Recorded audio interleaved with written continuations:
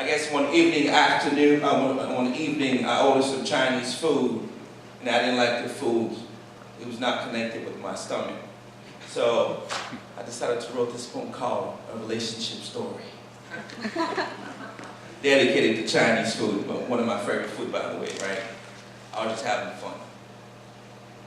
My relationship has been kind of funny lately. But I'm not talking about my relationship with my people on Facebook. I'm talking about my relationship with Chinese food.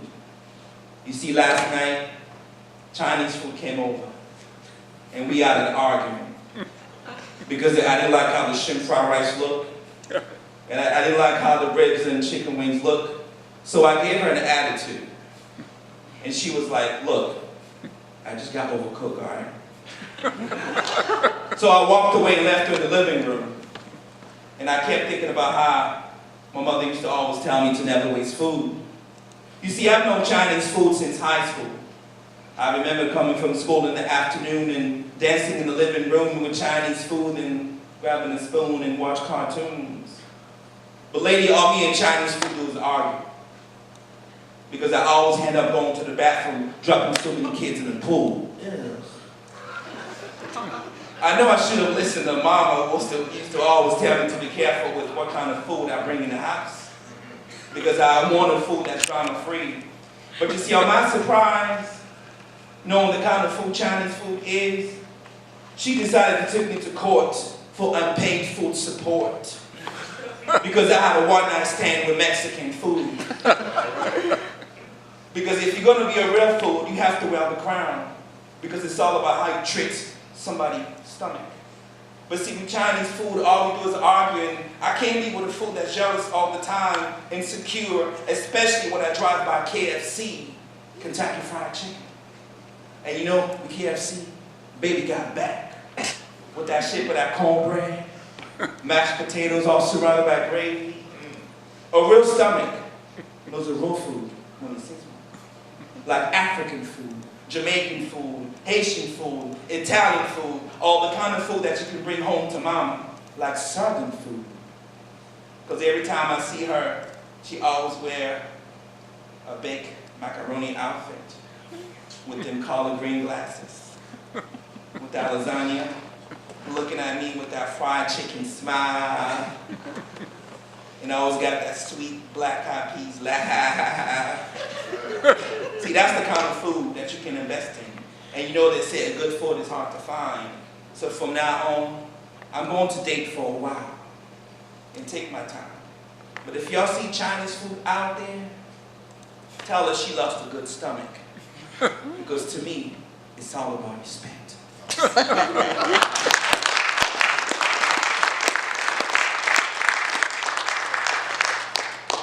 Je t'aimerai toujours même si j'ai aucune raison de t'aimer. Je t'aimerai toujours même si j'ai aucune raison de t'aimer. Tu m'as laissé tomber.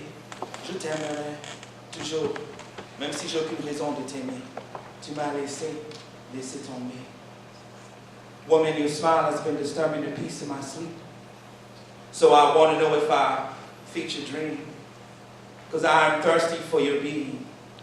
I want to taste the essence of the universe. I want to make love to your soul, caress your mind, and maybe start a revolution with your body to see if maybe I qualify. But when I met you at the laundromat, it was something about your walk and talk that froze my emotion. You know, had me wondering if they call you queen of skin, toes. But when we exchanged numbers in our call, your answer machine said, "This is the rejection hotline. Don't feel offended, but the person that gave you this phone number thought you was ugly, skinny, and stupid, so just lose the number. Click." And I'm like, dang, what game are you playing? What about our conversation? I thought you were feeling me. I mean, wait, hold up. Is this about your man? The one who'll be on Malcolm X Boulevard with his boy trying to holler some girl. Hey, yo, what's up, man? Are you wearing a thong? Come on, girl. Why settle for tokens and penny where you can sell it for gold? You see, I can let you go and let you be and say goodbye, but you and I both know the beat of our music is right. And I want to make it right, I want to make it last, as long as we're honest to our spirits. And believe me, this is more than kissing horizontally. I want to caress your emotion like a jazz harmony. And rather than deal with humanity, I'd rather give your soul a bath to wash away all your insecurities. You see, you got me talking all funny, but I just want to, please abuse me, because I just want to be your Law and Order special victim. Because your smile has been disturbing the peace of my sleep. So I want to know if I feed your dream, because I'm thirsty for your being. I want to taste the essence of your universe. I want to make love to your soul, caress your mind, and maybe start a civil war or a revolution with your body to see if maybe I qualify. I want to experience realness, something like urban love.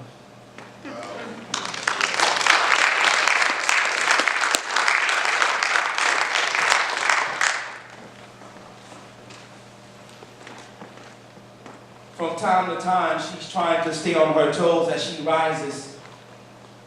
She listens to the sound of the Sankofa bird and strive as she climbs. Sometimes life in the mainstream is not easy as it seems. And at times, she fights with herself and her feelings. A vibration that transforms into a rhythm of blues while she hears the sounds of trees from midnight and noon, wondering when the real man will come soon to borrow her sorrow in exchange for a dance of ocean wave, to soothe her emotion with harmony of life poems, to make her inner spirits dance to God's poetry. Walking down to the valley, thinking to the infinity, her taste is poetry. Her name, Afrocentric woman, poetic and charismatic. She's the voice of Sheba, the rhythms of our color, the rhythms of our kind, the rhythm that makes you laugh, the rhythm that makes you black, the rhythms of our Afro mommies and daddies, the dark ones, you know them. They are all the brothers and sisters gathered together. She's the sound of ancient Kemet, mahogany dancer, singing and dancing by the Congo River, queen of softness skin, queen of vertical lips. She's an ebony woman, perfectly creamed with smell of sensual jasmine. She is original, sexy, poetic, and Afrocentric.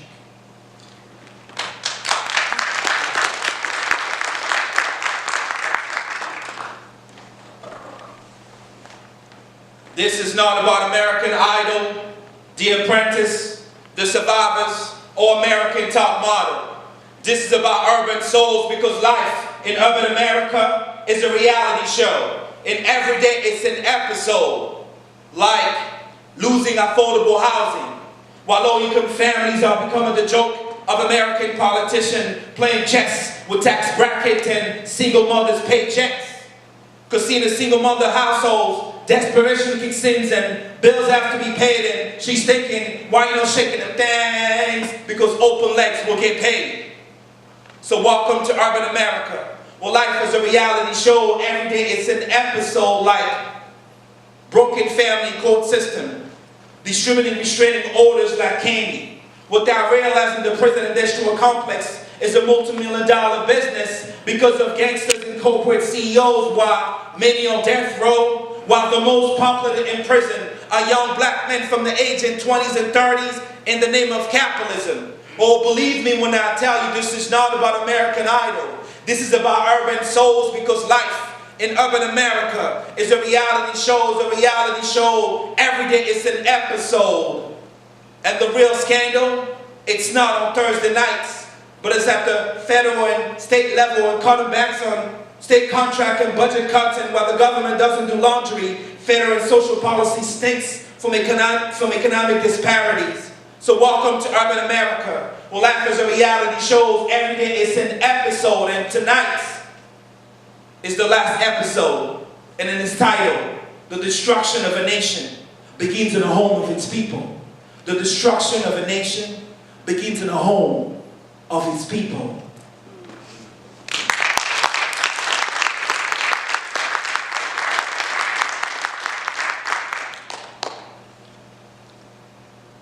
Afrique, lointaine de nos ancêtres, avait une vie propre à eux, mais l'arrivée des Blancs a complètement tout bouleversé, ce qui causa des tensions suivies des milliers de morts. Des années sont passées, affectés par le souvenir et né le racisme. Exemple, en Amérique, là-bas où la balance judiciaire prend du poids du côté des Blancs par rapport du côté des Noirs. Yup.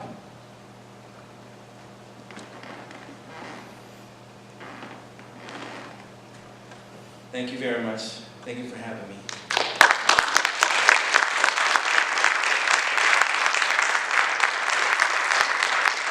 Because I have like a few seconds to go, the bad news is my poetry book is not ready. It should be ready this year. But my website is consciouslyexposed.com, and you can talk to me after. We can engage the work that I do, but I want to thank Stan and the festival. Looking forward to engaging with you, all of you. Thank you very much. God bless you.